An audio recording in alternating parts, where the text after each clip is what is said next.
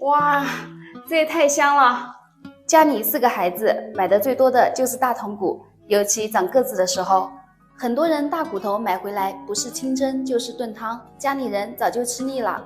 今天分享一个新吃法，软烂入味，出锅都抢着吃。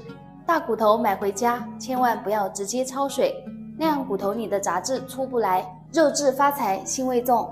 今天教你一招，加1勺食盐，1大勺面粉，少许高度白酒去腥，再用清水浸泡20分钟，把它们充分的揉搓一下。大家看一下，非常的浑浊，血沫和杂质都被泡出来了。再用清水清洗干净，放入锅中，记住一定要冷水下锅。加入姜片、大葱，1勺米酒去腥，小火慢炖，这样水温慢慢升高，骨头里面残留的杂质才能释放出来。水开后再煮2分钟左右，捞出大骨头。这个骨头汤大家千万不要浪费了，撇去浮沫，过滤出杂质，装入大盆中备用，精华全在这里面。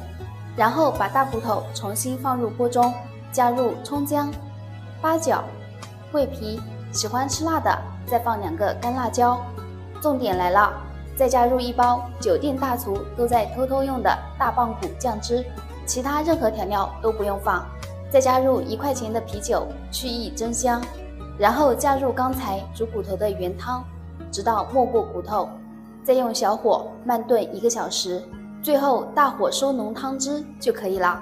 肉质鲜嫩，不柴不腥，关键是做法还这么简单。这样做的大棒骨软烂入味，1秒脱骨。